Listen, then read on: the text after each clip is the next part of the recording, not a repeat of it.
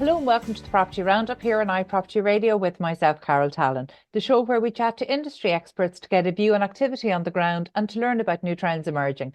This show is sponsored by daft.ie, Ireland's most visited property website. Today, I'm delighted to be joined by Margaret Barrett, Managing Director of Mortgage Navigators. Margaret, you're very welcome. Thank you for joining me today. Carol, thanks a million for the invite on.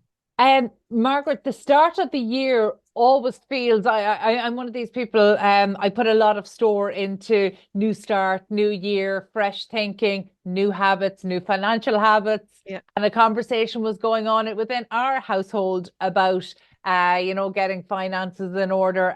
So it's a really good time for me to be talking to you. And I want to really help and make this as informative as possible for anybody who might be thinking of buying their first home, potentially self-building, or maybe even trading up or down, or getting involved indeed in investment. But the buy-to-let market, that seems to be few and far between at the moment. But before we start, Margaret, you might just give us an overview of what's happening in the mortgage market in Ireland as we start into 2024.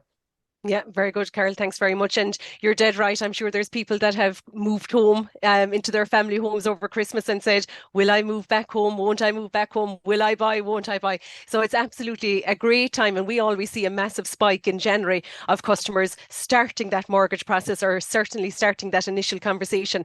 And I suppose the good news is that we're starting 2024 with the news that the European Central Bank are re-looking at their interest rates, and interest rates potentially are going to decrease. And that's a good news story, because this time last year we were in the height of rate hike increases and saw a raft of rates increasing over the last 12 to 18 months. Now they've been stable for the last, 4 or 5 months, which is really, really positive.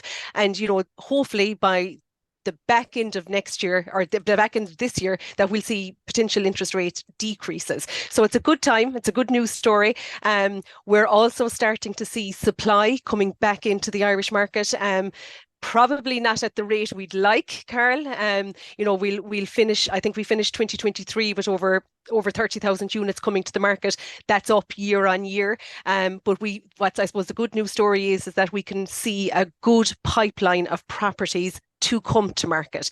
And I suppose there's a mixture of these properties. There's the standard new build property, but furthermore, we're seeing a lot of new affordable houses coming to market, more social housing, and certainly more cost rental properties coming to the market. So that's all positive news. And I suppose to underscore that again, the banks are open for business, and they are lending, and we're seeing new lenders coming into the Irish mortgage market as well. So all positive signs. And I suppose, look, that's coming from a low threshold, unfortunately, but it's going certainly in the right direction. So I think 2024, 2025 are going to be good years from a supply and mortgage perspective, Carol. That's a great note to open not just the show but the new year on. But I suppose first I want to focus on interest rates. So yes, we've seen not just huge increases, but successive increases in 2023. And yet, surprisingly, first-time buyers were getting mortgage approval and using their mortgage approval en masse. Yeah. So with interest rates rising, set to come back in 2024, and obviously nobody has a crystal ball here, but it's certainly that's the indication that we have. Is that actually a good news story? Because I suppose I'm conscious that over the last year and 18 months, when we had price increases or rate increases, house prices didn't drop the way we thought they would. We had a little tiny period of a drop, and then they started to stabilize and are now starting to increase again. Now that's quite dysfunctional, that house prices, particularly for first-time buyers and mortgaged home buyers, would continue to even hold steady or increase in the face of rising interest rates.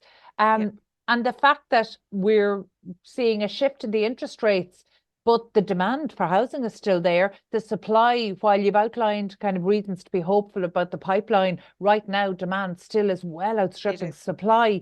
Yeah. Can we consider interest rates to be a good news story in that context? I think we can. And I suppose what we've seen is that, and look, 67% of our market is made up of first-time buyers, so we can just speak about those cohort of people particularly. I suppose they have proven they have the affordability because they're caught in a rental market that's also dysfunctional, Carol. And the average rental outgoing in Dublin is over €2,000. And I suppose if you were to purchase that property and mortgage it, you'd have a mortgage repayment of €1,400 per month. So they have the affordability and the proven affordability. But the problem we have in Ireland, and you've hit the nail on the head, is that we have such a pent-up demand for property that hasn't been addressed for over a decade. So whilst we're bringing over 30,000 units to the Irish market in properties, we probably need somewhere around the 50,000. So that demand is, whilst we know it's there, and unfortunately it's not being treated as an emergency situation. And look, in fairness, the government have brought in lots of new measures to, I suppose, help the pipeline flow and make it that bit faster from planning to end result of a new property turning a key in it. We still have, if we looked at our population, we have 86,000 people aged between 29 and 35 living at home with their parents.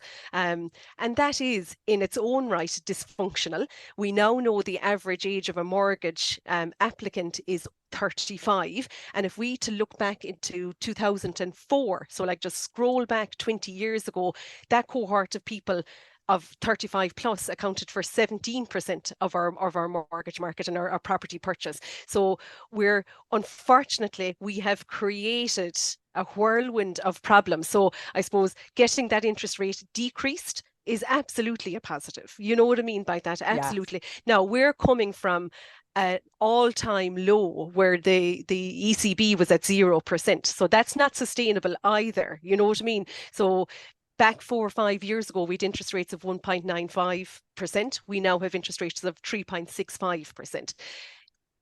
We, I suppose, are lucky in a way, if you can say this, a little bit tongue-in-cheek, that the Irish banks didn't pass on the full 10 rate hikes that the European Central Bank issued. So we've probably only seen 50% of the rate hikes. So in my opinion, I would suspect we'll see the Irish banks slow to pass on the rate reductions. So we may still have 3.65 for the vast majority of 2024, but you would be hopeful that something will come at the back end of the year and we'll get down to the 3.4, 3.2% and get that a little bit closer to the 3%. I suppose the important thing there is that it's moving in the right direction for people who are existing homeowners and for those who are potentially thinking of buying in 2024. I like that you acknowledge that a lot of the problems we have in the property market today have been created. They didn't just happen, successive policies, a lost decade of home building, and I think it's really important that we do position it as actually these are problems that we created, or we certainly fed into across industry and across policymakers. And I think it's really important that we position it like that so we don't continue to make the same mistakes again. And you can see a little element of that kind of creeping back in. So, it's something that I think is really important for us to get right. You talked about cost rental, and there have been a number of really good state schemes. Cost rental, I think, has been maybe designed with lifetime renters in mind, but actually there's a lot of very savvy people who are applying for cost rental, and it's still being delivered through a bit of a lottery system essentially. So it's not accessible to all, but it will become more accessible as more cost rental homes come on stream. But are you meeting potential home buyers who are maybe using cost rental as almost a savings mechanism? Well, they could, and you could see why they potentially would go down that line. Look, I think I spoke at the Property Summit, Carol, and I noted this point as well, is that we're now all eating out of the one pot, right? Okay, so you have the private, so a new estate goes to market with 300 houses in it. The potential now is that you'll have social, you'll have affordable, you'll have cost rental, all inside in that new estate, right? Okay, so often I spoke to a customer last week and she was living abroad, hoping to come back, and she said to me, "Who's my biggest competitor?" And unfortunately, her biggest competitor is now the government. You know what I mean? And it's because we have the private developer pushing the properties to market, but everyone is lining up behind it to get the property. And I think that's the problem we've created. And if we to look back to the Celtic Tiger boom of property in 2006, we had a population of 4.1 million, and we delivered over 55,000 properties. We now have a population of 5.1 million, and we're delivering 29,000 or 30,000 properties. So like, it's not matching. You know what I mean by that? Yeah. So like, we've created this whirlwind of problems, and okay, we're now trying to get out of it, when the government, in fairness, have come with very good schemes, to help people to get on that property ladder. But I suppose the government owning an equity share in your property may not be the answer. You know what I mean by that? It gets the person on the ladder, but is it creating a problem for down the road? You'd have to wonder.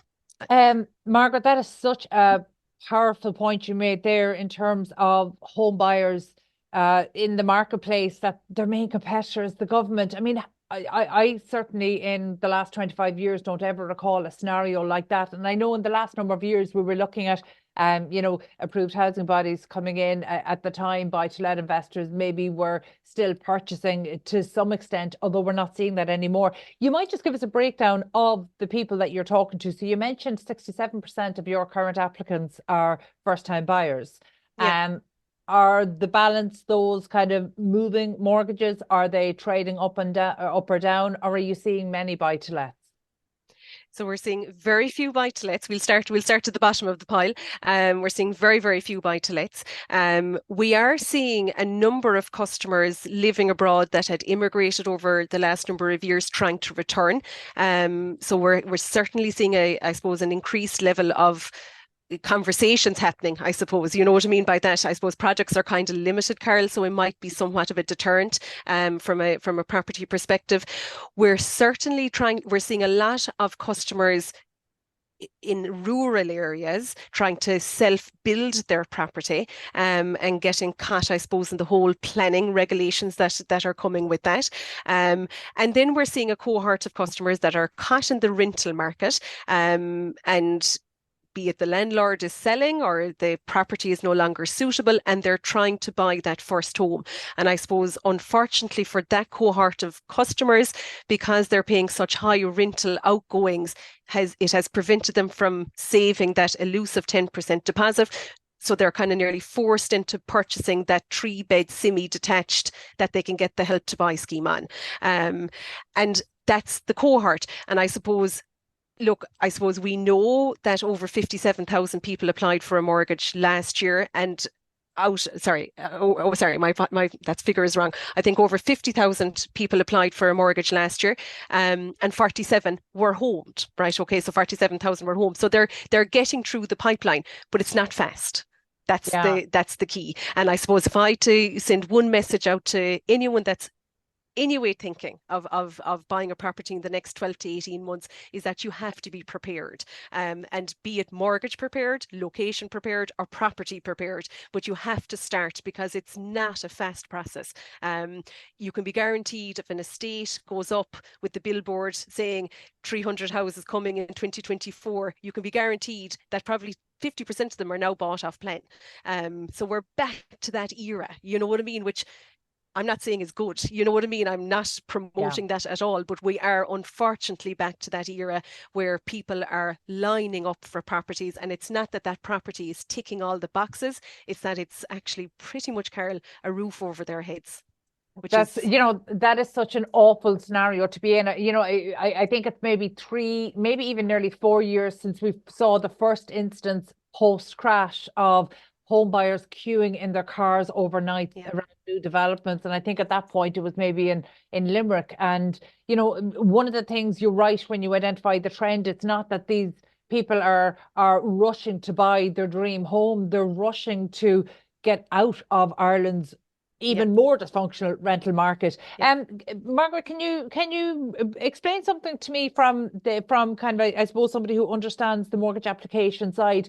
You know, a number of years ago, we talked about the importance of mortgage applicants being assessed based on showing affordability, because they're maintaining these incredibly high rents, sometimes for not just 3, 4, 5 years, but 13, 14, 15 years. And there has been mixed commentary. The banks tend to come out and say, no, we do count that as that you can meet the repayments, but that obviously it's eating into the capacity to save for a deposit. So can we just break down those two separate things? So rent that's been paid, whether it's over years or in some cases decades now, because that's where we've moved to in this housing crisis, is that absolutely taken as affordability? Yes. So there's I suppose 3 assessments if you to really whittle it down, right? Okay, so there's the loan to income. So that is what your gross salary is as a first-time buyer multiplied by 4, as a mover multiplied by 3.5. 2 applicants, it's combined. Okay, so that's the first one. So that tells us the maximum amount of money you can borrow. The second, and it's probably the most important assessment, Carol, is called proven repayment ability or demonstrated repayment ability. And that is pretty much catching the mortgage amount that you're going to be paying every month.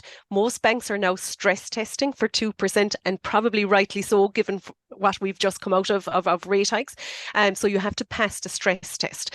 What they take to show that proven repayment ability is rent is number 1, but it has to come out of your bank account. So you have to bear in mind that we're assessing your salary account or current account and savings account over the previous 6 months or the 6 months prior to application.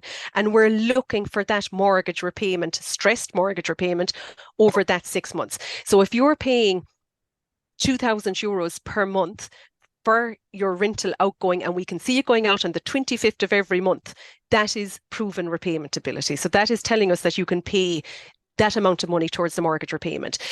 If the mortgage repayment is stressed and it's stressed at, let's say, €2,500 and you're paying your 2,200 in rent, we're now looking for €300. And that's where the regular savings comes in. And there is no way past that, Carol. I suppose if I had to call out the number 1 reason applications will get a decline, it's for demonstrated repayment ability or proven repayment ability. And there was a time banks might look at 80%, you know what I mean? That, you know, prior to the rate hikes from the ECB, there was a time, you know, banks would say, look, if you can prove 80% of the demonstrated repayment ability, we'd be happy to assess it. It is now 100%, and often the case, it's 100% plus distressed. So yeah, but that makes sense, doesn't it? Because actually then we are protecting the next generation of home buyers. Absolutely. And like I'd always say to customers, okay, this is a box ticking exercise. You know, if you're not doing it now, we can put a plan in place to do it for the next 6 months. But the reality is that this is a long-term financial commitment. So it's fine to get the mortgage today, but circumstances can change. So it needs to be your mortgage repayment, I suppose, to put it in one description, it needs to be comfortable on your worst month. Right. So there's no point it being fine. You can do it for the bank, get approved, buy the house. And then your circumstances change. Your family might grow, children might come along. There might be unpaid, you know, maternity leave or paternity leave, you know, so it needs to be comfortable, as I say, on your worst month. To ensure that it's not financially stressing you. So it's fine to please the bank, you know what I mean? That's satisfying the Central Bank of Ireland if they were ever audited. But in reality, it needs to be really comfortable. Margaret, I love that. Actually, I think that's the way we need to be speaking to people who are considering getting a mortgage. You know, when we talk about proven repayment capacity, it needs to be comfortable in your worst month. That's, you know, that's a way that I think people can understand, because they understand the cash flow of their year, and some months are better than others, even if you're in a salaried position. So I think that's really important. Okay, so you've got your loan to income, you've got your proven repayment capacity. So what's the third big consideration? So the next one then that and I suppose customers can't predict this. So this is where you need the broker, you need the bank to help you. So we have to look at your debt service ratio, and we have to look at your net disposable income. And I suppose very jargon-free debt service ratio needs to be under 50%. So that's your gross monthly income, and when you pay all your debts and your obligations, that you still have 50% left over. So banks like to see at least under 50%. Some banks, Carol, would actually go as far as saying they'd like to see it under 40. Again, it goes back to my point, it needs to be comfortable. You know what I mean? Net disposable income then is actually your take-home pay. So we'll say your take-home pay, what you've left over every month, and how much you can service your debt. So your mortgage, your car loans. If you have children, there's a deduction taken off per child every month. And those two, obviously have to pass assessment. If that all passes, you are going to get approved. And it's as simple as that. You know what I mean? There is nothing else that you need to satisfy the bank. Okay, we might look at your employment. You know what I mean? If you're, let's say, a professional contractor, which we do deal an awful lot with, that there's longevity left in your contract, that we can prove that your income is sustainable. So if you're self-employed, the same, you know what I mean? We're looking back over the last 2 to 3 years. If you're a PAYE, full-time permanent, the box is ticked. You know what I mean? So your salary is assessed as is. Obviously, we're looking at your bank accounts then, I suppose, from a side note assessment, we're looking to make sure that you're operating inside the terms and conditions, that there is, no major gambling going on. And I know that's the one that an awful lot of people talk to. No one is going to decline you a mortgage if you have a tenner on the Grand National. But if you are betting on a regular basis, let's say, call it 50, 60 euros per week, that's actually assessed as a financial commitment. So we're now assessing you for a financial commitment, maybe at 100 euros per month. So that can, I suppose, go against your mortgage application. But once you're operating, as I say, inside the terms and conditions, you're not living in your overdraft facility, that you're not living out of your savings, that your accounts aren't, I suppose, decreasing in the value month on month, there should be no issues in getting a mortgage application. And I suppose, Carol, not to tout a broker, but a bank will do the same. Someone that understands mortgages is there to help you. Like, I suppose if anyone came to me for a mortgage, my first thing is, okay, if you're not ready today, we'll get you ready. You know what I mean? It's about working with the person. And again, going back to that point, making sure that it's comfortable and they understand it and all the rest of it. But I suppose, okay, box ticked on the mortgage application and you get yourself approved. The next biggest step actually is finding the property. And I suppose we now know that that's an issue, but it's probably the most important part of the mortgage journey, because this could be your forever home. So it needs to be right. There's a couple of things in what you've said there that I do want to break down, particularly maybe to give some special guidance to those who are currently living abroad and thinking of returning home, and also for those who are interested in self-build. But you touched on something really important there that I do want to get a little bit more information around, and that's getting people mortgage ready. So, before we came on air, you and I discussed really that, talking about our personal finances, it's still not something that we do. And I know, you had mentioned that, maybe it's still a bit of a taboo, whereas I'm probably showing my dysfunction at having been self-employed during the crash, where it's not even a taboo to speak out loud. It's that I don't even like thinking about it, and so we have a weird relationship with our personal finance. And, just this morning, I was listening to Jess Kelly on News Talk about the things that we, the subscriptions that we have, the small subscriptions that we have. I'm afraid to even look at mine, but I'm quite sure there's so many there that could be cut straight away. And it almost feels, even though I know it's something that would benefit me, it feels like a job that I almost don't even want to start. So, well, first of all, let's address maybe the human and the psychological side of getting comfortable with our personal finance. Is that changing? Or is the next generation going to be better than we were?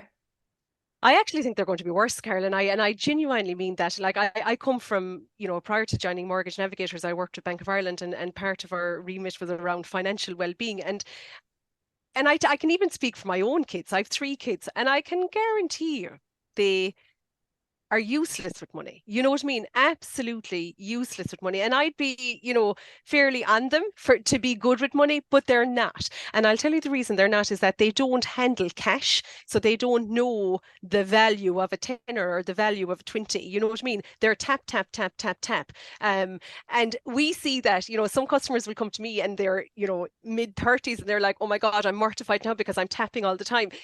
It doesn't make a difference, from a mortgage perspective, once you're managing your finances. And I suppose there is I suppose if I go back to, and we'll bring it back to customers. So to answer your question, are we creating financial well-being and financial literacy for the next generation? I think we have a lot of work to do, and I really mean that, a lot of work to do for financial literacy. But from a mortgage perspective, I suppose my advice to someone that is the 12 and 18 months out customer, and they're actually, I love speaking to someone that is half thinking, you know what I mean, half thinking about buying a house, because I'll put things in place to make them disciplined. So like I'd often say to customers, there's no point you coming to me and you've no demonstrated repayment ability and I telling you need to save €2,000 per month when you haven't been doing it, because I can guarantee you that €2,000 will go into a savings account and €1,900 will come out the next month. So you have to, it's like a habit, you're forming a habit. So like if you're trying to get to that €2,000 and you're doing nothing today, you start with 200, you increase to 300, you increase to 400, so that you're taking it out of your net disposable income really slowly, and you're adjusting to it really slowly. Because, and I'd often advise someone, if they were Bank of Ireland banked, open an account with the credit union, open an account with the post office, make it difficult for yourself to get to the money. Now, where there's a will, there's a way, but there's no point putting it into a demand deposit account that you can just transfer straight off, or opening a vault and Revolut and transferring it back and forth, because you'll do it, you know what I mean? So it's creating a habit, you know what I mean? And that's the number one bit of advice. But sometimes what can often happen, Carol, is that people will come to us and say, I'm after putting a €5,000 deposit on a property, and they're not meeting any criteria. And that's the worst conversation you can have, you know, so because you have to wait a minimum of that 6 months for a bank to assess if it's outside criteria. Are there still people doing that? I mean, that's something that used to happen a decade ago, but I see buyers today, whether they're first-time buyers or they're those looking to trade up or down, they're much more savvy, they're much more knowledgeable about the marketplace. And I suppose we probably don't see what's happening behind the scenes. But I just wouldn't have thought there'd be too many people putting a booking deposit down on a house without even checking for mortgage, because actually even estate agents today, before they even show a property to a potential buyer or investor, they look to see proof of funds. They ask about the mortgage. You know, these are really important first steps. You know, the thing that I'm really taking away from our conversation today, Margaret, is that I think you've kind of demystified the process by saying, actually, there are only 3 bars that you have to hit. And if you hit those 3 bars, you get your mortgage to the amount that is appropriate for you, the stage of life you're at, the job that you have, the career that you have, the family situation that you have. And I think that in itself actually would be quite freeing for home buyers to know it. Absolutely. And to engage, Carol, and I suppose that's, and I like a broken record, but engage. We don't charge for our services. So pick up the phone. You know what I mean? If you're not ready, you're not ready. We'll get you ready. But if you are ready, we'll get you approved. So like, you know, and I suppose, you know, most banks and most brokers at this stage have an online system where you upload your documents, you're prompted. We all have checklists that you tick off. It's quite easy, you know what I mean? Like if I had to call it out, we have to prove who you are. So proof of address and proof of ID. We may ask you to run a central credit register report, which is an ICB report, just to make sure there's nothing flagged there that we'd have to anticipate before we submit it. We need to review that you're sound financially.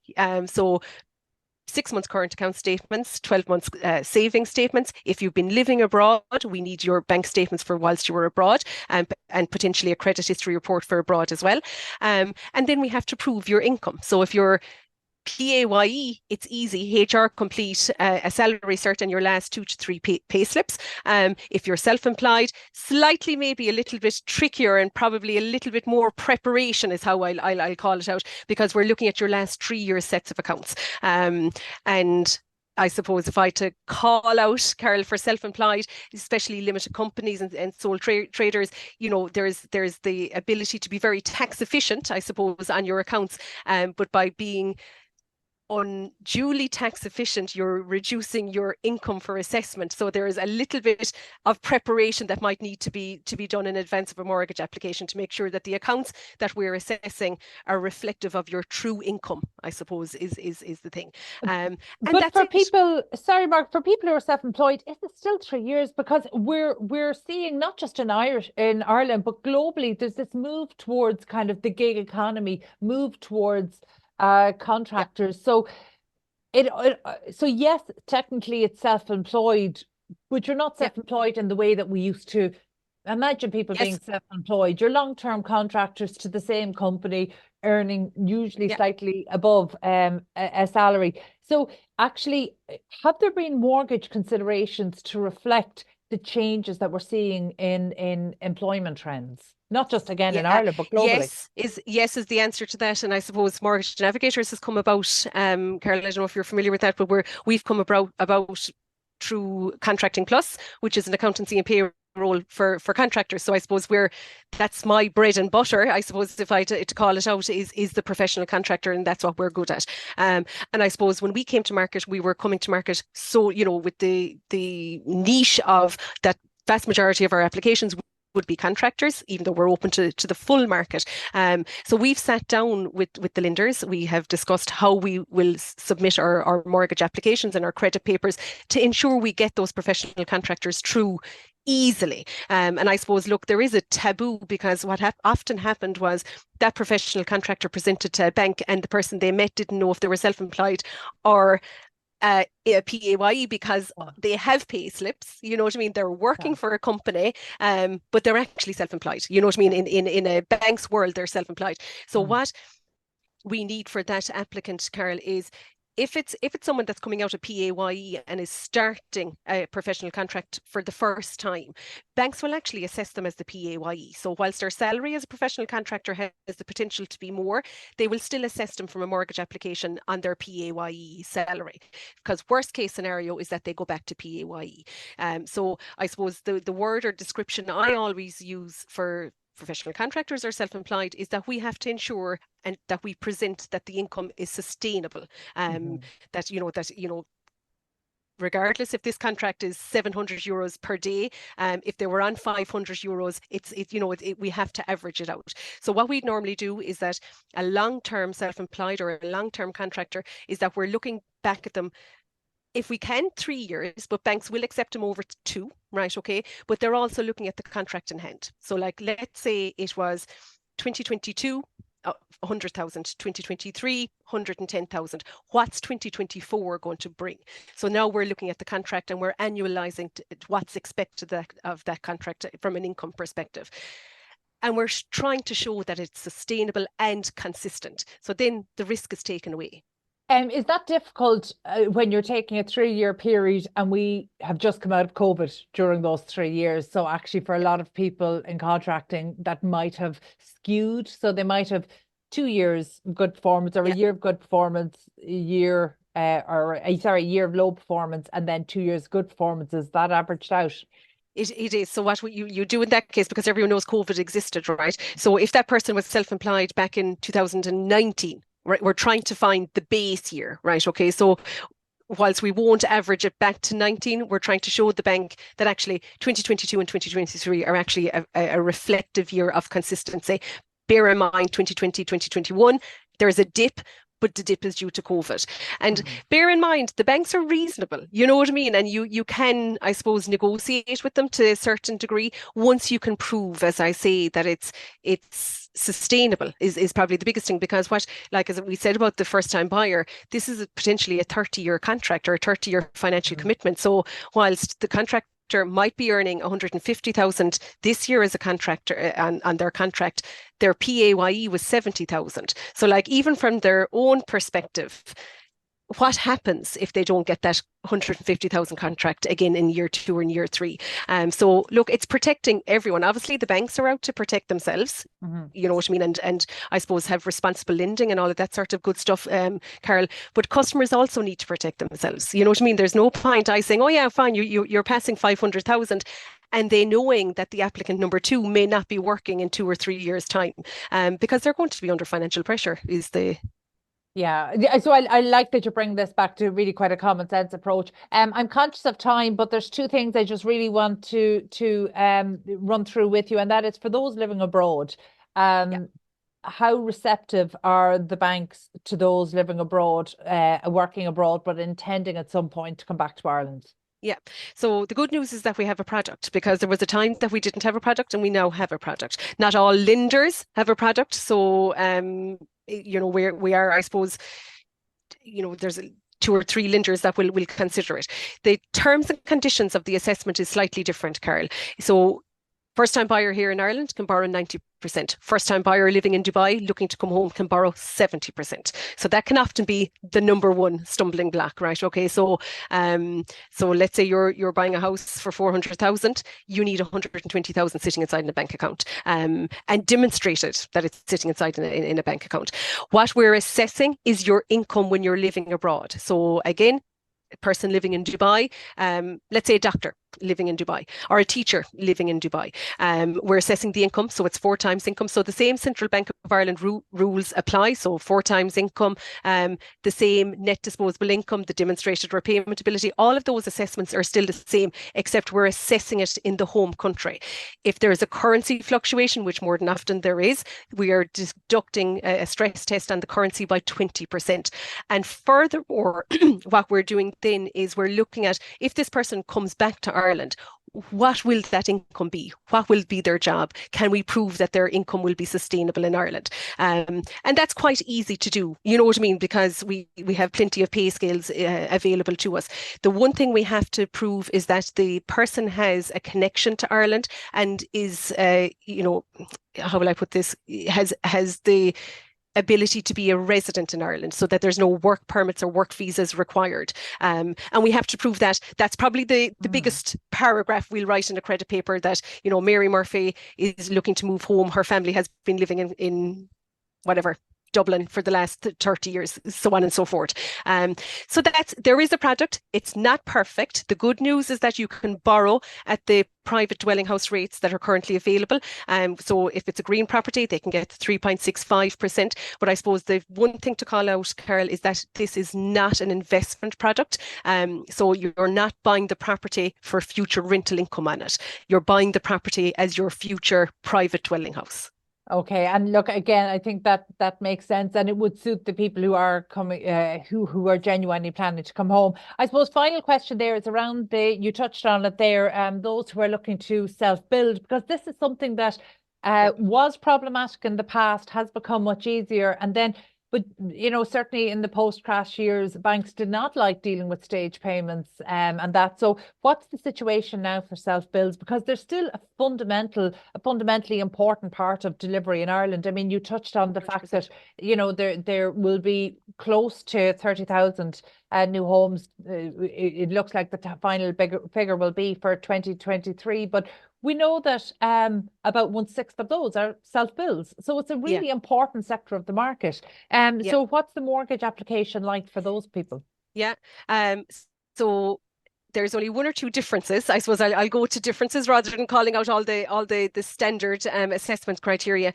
The number one is that if you've inherited a site, which predominantly is the case, you need a 10% contingency fund for overruns, right? So you can borrow 90% of the build cost, right? Or the value. Sometimes what we're seeing, unfortunately, in more rural parts, is that it's costing more to build the house than what the house will be valued at the end, right? Okay, so and that's important to call out, because people come to us and saying it's costing me 450,000 to build my house, but actually at the end the house might only be valued at 400,000, so the bank will only lend on the 400,000. So we look for a 10% contingency fund, and again, that's there to protect the customer rather than the bank, because we did see, unfortunately, over the last 2 years that the cost of inflation on building materials increased by over 30%, and actually left a lot of my customers quite vulnerable, to the point where they weren't able to complete the house to what they had anticipated that it would be. So 10% contingency fund is number one. You need an engineer to draw down your stage payments. So a self-build is on stage payments. So it's nearly like a chicken and egg, right? Okay, you build, bank pays, you build, bank pays. So you need your deposit. You know what I mean? The deposit is quite important, just in case the builder in between the stage payment comes looking for cash. So that's the best way to describe it. The end stage payment, Carol, again, is one that's different because the engineer has to go in and sign off the property that it has been built in compliance with the planning permission, the original planning permission. And no funds are issued until that is received at the very end. So it's quite a different process in ways, right? Okay. But again, very, very doable. Like, I suppose, to go back to the point there, it's getting the planning permission may be the challenge, and furthermore, getting the builder is now becoming a challenge. And you know, I had a call last week with a client, and they were saying, will we go direct labor or will we go with a full construction company to come in? And my advice was, go with the construction company and get it done. Because what happens is the letter of offer stays valid for 18 months with a bank on a self-build application. So if that property isn't completed in the 18-month period, it's actually a full mortgage application. And we all know that has something you only want to go through once or twice in your lifetime. Yeah, absolutely. Actually, so the 18 months, that facility only being there for 18 months, that's actually would certainly point people down the direction of appointing a main contractor there, because actually it's very difficult to bring in your self-labor and get everything delivered and signed off in that period of time.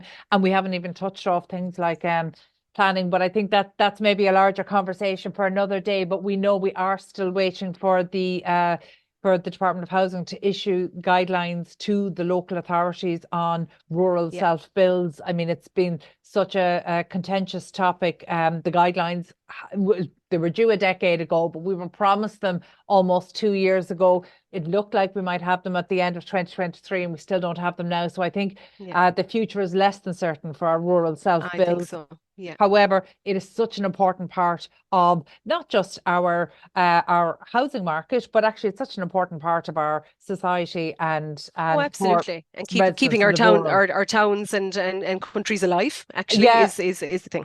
Absolutely. And I think, look, I feel like the rural conversation is only starting to happen post-COVID. You know, we've seen more people choose rural Ireland, and that's starting a really interesting conversation. But our facilities, whether it's planning or mortgages, and even infrastructure in terms of business and employment, has yet to I suppose, rise up to meet that ongoing conversation. And we don't know what form it'll take, but I think it's a really exciting time for rural Ireland, and I hope we use the opportunity that we're presented with now, because we have time to reinvigorate. Yeah, absolutely. We have time to reinvigorate. And you know, we've seen it. You know what I mean? Our small villages and towns, in some cases, can't field, let's call it, a football team, as simple as that. You know what I mean? And you have towns and villages coming together to get a football team together, and that's the heart of any small community, if I to be honest. Yes, but it's also a true reflection of Ireland, because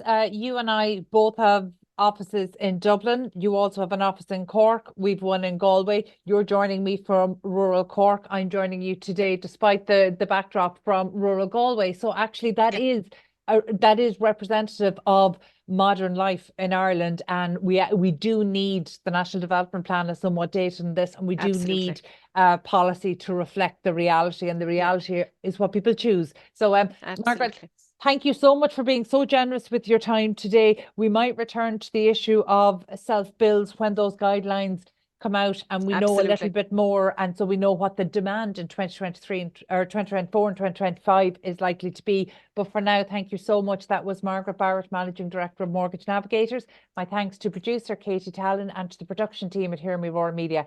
Also, huge thanks to our show sponsor, daft.ie, Ireland's most visited property website. And thank you indeed for tuning in. We'll catch you on the next episode of the Property Roundup. In the meantime, please be sure to subscribe and to check out all of the other Irish and international real estate and construction shows here on iProperty Radio.